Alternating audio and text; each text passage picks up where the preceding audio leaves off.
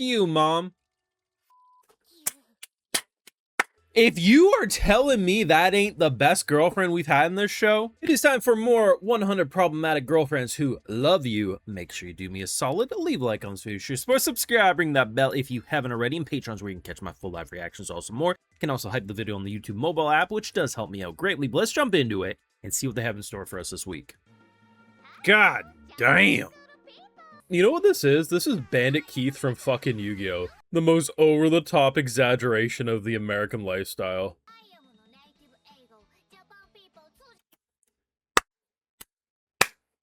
I'm telling you, the typesetting and subs in this show are fucking amazing. First day of school and he's already banging his teacher. Just Rentaro things. I mean, yeah, right? I mean, why wouldn't we? First day of fucking school and the teacher's making out with the underage student, bro. I'm telling you, Naughty Sensei's currently the best girlfriend. She's a fucking idiot. Which of these characters aren't idiots? You know what's gonna happen? There's gonna be a reasonable adult who will see this shit going on. They'll be like, hey, we can't do that. And she's just gonna fire them. By having such a strict Japanese life, she has kind of gravitated towards. She yearns for the American freedom. Of course she would have the happiest reaction because she has the least amount of moral standards of the entire group. You know what I love? The one time we see them in class, they still have done no sort of schoolwork. It is now confirmed that Rentaro at some point is going to have hockey. That's fucking wild. You think if at any point we get charged, like that's going to be their defense? She's a high schooler, Your Honor. New kink was born there. I love how the only reason mother and daughter aren't a thing is because the daughter has some sort of morals against it. I mean, here's the thing. I'm not even surprised. The only way I'd be surprised at this point is if most of the faculty don't end up on that rooftop when it's all said and done. I guarantee you, the same way there were some people truly shocked that Rentaro would go for his young cousin and had to tap out. We'll probably be like, oh my god, this grooming age gap relationship. And, you know, if this was the beginning of a show, I can kind of understand, but we are now in season 3. If you think this show has had morals, you're very mistaken. I want you to remember that this mother, right here, Hahari, wants to do unthinkable things with her daughter. In this very scene, she asked to do diabolical things. And a daughter who earlier into the episode, I think it was around like the last quarter of the episode, internally thinks in her head, damn, my mom's a crazy bitch. Like that's pretty much what it sums down to. Like, man, I'm playing the role I have to, but I think this is really weird. The fact that every girlfriend has their own moral compass, and the fact that said daughter is constantly like, no, I am not doing unthinkable things with my mother, is the only reason there is not a mother-daughter threesome. Here's the thing. Anyone who watched season 1, you cannot with a straight face tell me this is where we draw the line. The line has been erased. The line hasn't even been erased. The line has concrete poured on it and it is a smooth finish. We are only going down. And she is the best of the girlfriends. Here's the thing. Am I biased to large ramparts? Of course I am. That's why I've liked Hahari. I think she's a crazy bitch who probably deserves prison, but you know what? I'm here for it. But Rentaro is the craziest of all bitches. You know what's brilliant, though? I think I've realized why Season 3 has been hitting so well. It's because we're past the point of anything being, like, too normal. The reason the cousin, as an example, probably doesn't bother me the same way it, I guess, did for people in the manga is one, we have a lot more happening in an anime episode than in a manga chapter because of all the different effects and the comedic timing with subtitles. There's just so many little elements, right?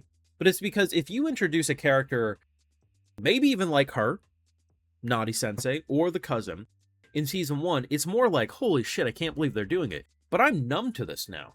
You could, I truly believe still, if you do time-traveling daughter, I would still be like, yeah, I called it. Like, I wouldn't be like, oh my god, I can't believe they went this far. No, no, no.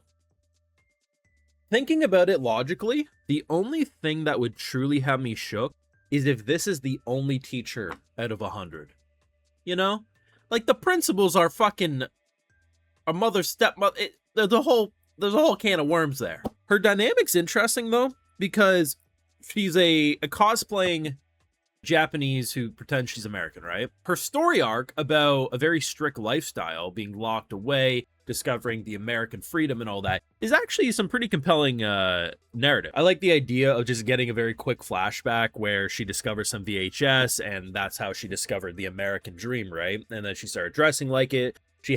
She basically was Bandit Keith from Yu-Gi-Oh! Like, right from the beginning, I was like, either this is just how the author sees Americans, which is funny, or like something's going on. But I like it. But this is, as I always say, there are elements of like either sweetness or intensity, and you think, damn, like if you really just focus on this is some interesting, more serious or romantic whatever. But then when you just scoot back a little, you're like, oh shit, look at all the bullshit we're seeing. And that's what I love about this series. It is so fucking stupid. It's kind of sweet.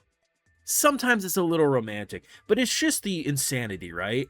And I think one of the brilliant things this show did was making the rooftop so goddamn big. Originally, I thought to myself, that was one of my things in season 1. I was like, there's no way you're going to fit 100 girlfriends. You know what? More and more, I see the vision. We could go for 1,000 girlfriends on this rooftop when it's all said and done. The funny thing about seeing them all, like, it's interesting because you wouldn't think they'd be able to give everyone their time to shine, but I think the author did a pretty solid job at giving everyone, like, their freedom moment where they all dress up into a different outfit. I just kind of liked it, man, because like there's so many characters at this point, and I felt like everyone's outfit, it made sense. There was a couple that I was like, huh, I wasn't expecting them to dress that cute, but that actually really goes to show how comfortable they are. So like, that's one of those moments where you're like, oh shit, that's actually kind of sweet. But yeah, you scoot back a little, you're like, wait a second. I don't know, man. Like, I'm sure there's going to be someone who will be dead ass. Be like, damn, this is problematic.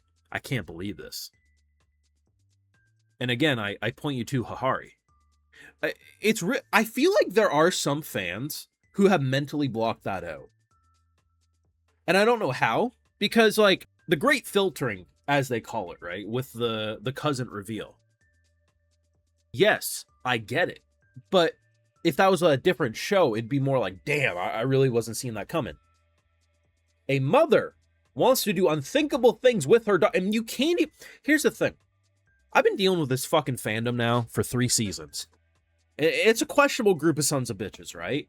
And every time I've pointed that out, there's always people who be like, no, she doesn't. She just really loves Rentaro. Girl wanted to lick her own daughter clean this week. The only reason it didn't happen is because the daughter said, you're a fucking weirdo, back off. Stop arguing with me about this. This show is weird as shit. And that's why it's funny. It will only...